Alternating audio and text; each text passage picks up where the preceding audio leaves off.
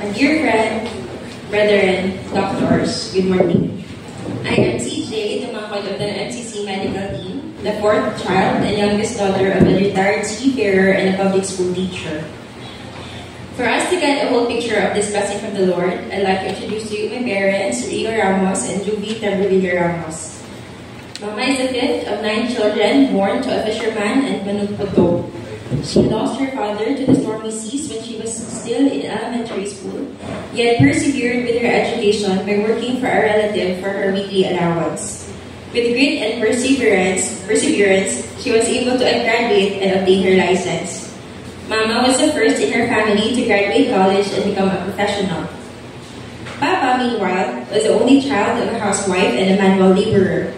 Papa grew up spoiled and pampered as an only child, naughty and full of vices. Despite this, he was able to graduate with a degree in marine transportation. Separately working in their lives, the Lord has so willed for my Papa and Mama to meet and start a family. During this time, Papa refused to work at sea despite his degree, choosing manual labor to avoid being far from his family. He carried sacks of rice downhill, earning 2 pesos per sack. At one point, he had managed to loan from all the big grocery stores in our town. When they could no longer tolerate the hardship and poverty, Papa decided to take to the seas, missing home in order to provide for his family. His contracts could usually last from 8 months to 14 months, with only 2 to 3 months at home. By the time they had their 3rd child, the Lord called my father. Taxes were gone, his soul was regenerated, and his life was transformed. When I was born, our family was already considered a pioneering members, and were continuing faithfully in our church. And it was there that I first learned that I was a sinner, but God, being rich in His mercy, because of His great love, gave His only Son to die my death on the cross. Jesus found me, and I was saved. Because of the hardship they endured, my parents firmly believed that education and the stable job a diploma would bring will be the key to getting us out of poverty. And so they were very supportive of our studies, providing us with the best they could afford. They could afford to loan to give us a good education. They pawned jewelries, their own ATMs, even the title of our house in order to sustain our studies. You could see we were all graduates of Palawan Pawn Shop. Until now, my mama still has a SUK card. I was able to study in a science high school where I was given the opportunity to study more advanced subjects and build my foundation on the sciences. Come my college entrance exams, my mother desperately urged me to look for scholarships. By the grace of the Lord, I was given a full scholarship by the Overseas Workers Welfare Administration, a national aid for OFW dependents granted only to 100 students per year for the whole country. Only 2 of us in our province passed. Through it, I was given the liberty to choose any school and to study any degree of my choice. And so, I took up medical technology in Iloilo City. Throughout this whole time, having 3 to 4 college students at the same time, I never heard a single complaint from my parents. No negotiations to decrease my weekly allowance, no misgivings about sending us to another island, far out of their sight, so we can pursue the degree we wanted. They handled our financial crisis so well that I didn't realize the immensity of our debt until I passed my MedTech board exam. All along, I thought the resources needed for my education was something instantly available. And I took my college years for granted, living in pride, arrogance, sin, and lethargy. Despite this, only the Lord, ever so gracious, is the reason I was able to have my license at 20 years old. The following year, I was employed by San Miguel Corporation as a microbiologist. At that time, I thought I could do everything. I was drunk with incessant victory and arrogant with pride. I traveled every quarter and spent my money on useless things. I told my father to retire and said I would handle the house. I lived a monotonous life of working overtime every day to throw my money away. And I was adrift for 4 whole years. Until in October 2019, when my sister reminded me of my desire to study medicine. Without much thought, prayer, or self-reflection, I opened this up to my parents. Upon doing so, my father, who was already retired, for 3 years by then, paused and looked up to my mother, saying, "I must return to work at sea. I can still do it." I realized then that this next chapter will not be easy. I saved up and promised my parents my pursuit of medicine will not be a burden to them. I promised to still handle all the bills while studying. From the outside looking in, I may have sounded like a good daughter, but it was my pride speaking.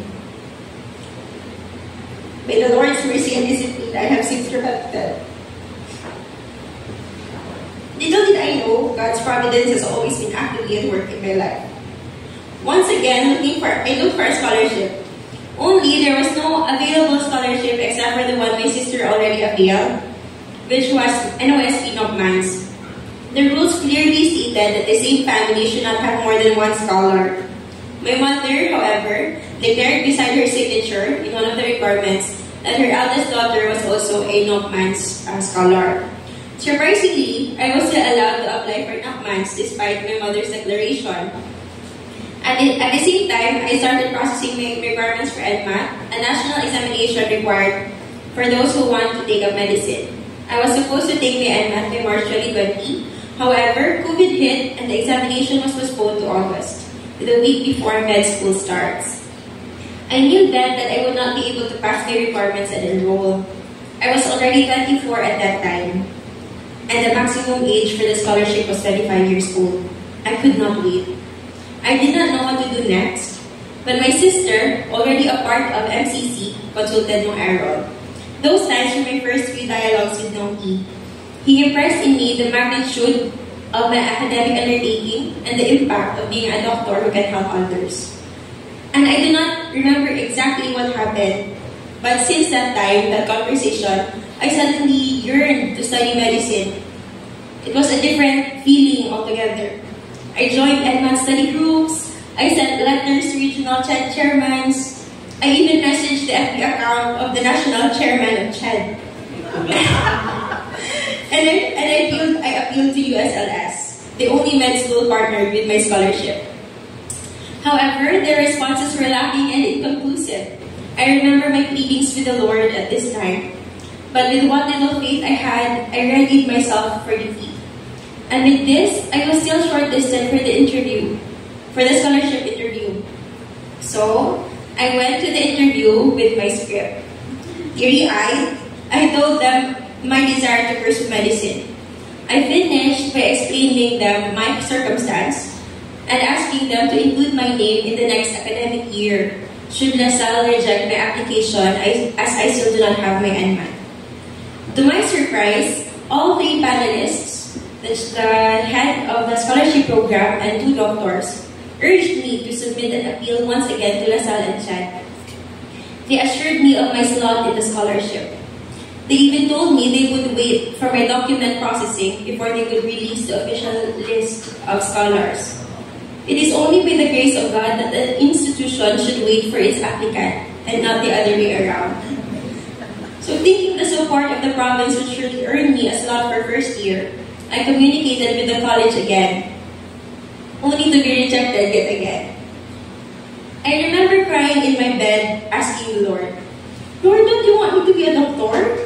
This yearning that I have, is it not from you?"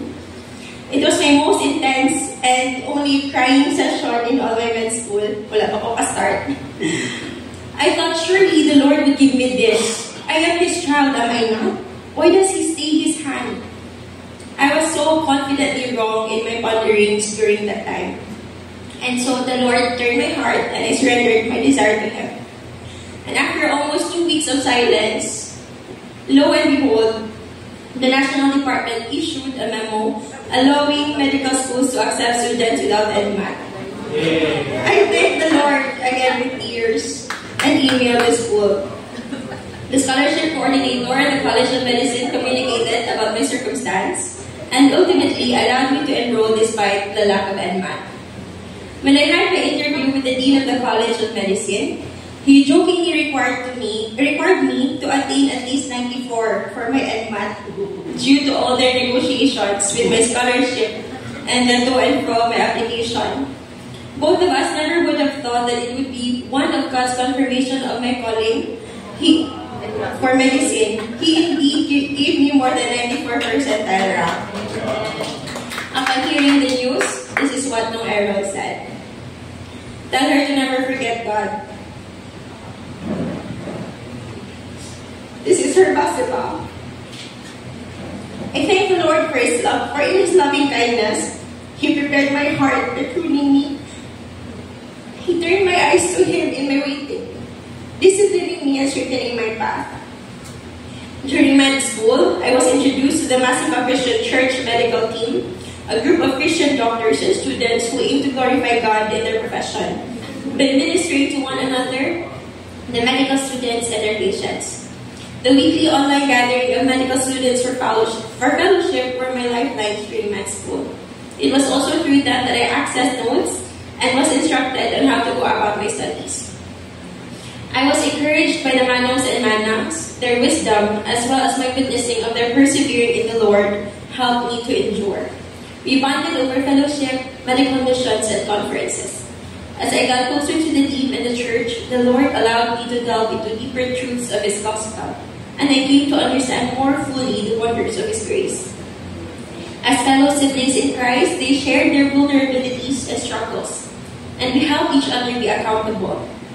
Through the activities and fellowship of the medical ministry, I was able to appreciate the role of doctors in the universal body of Christ.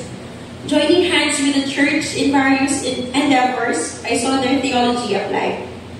Indeed, I have come to believe that not only did the Lord train my steps into being a physician, but He made use this time of my life to lead me to dig deeper into the treasures of His Word, to more intimately ponder on the salvation He has so freely given. The path is narrow, and dangers lurk in every side. Time and time again have I stumbled, lounging in the couch of my sins. Indeed, some sins I held so dearly. They were my darling sins. Yet, more patiently did the Lord keep reaching down, pulling me from the mire.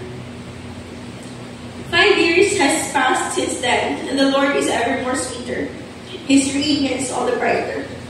I thank the Lord for His sustaining grace throughout 5 years of med school PGI-ship, and allowing me to be exposed to the different ministries that I could be involved in as a doctor.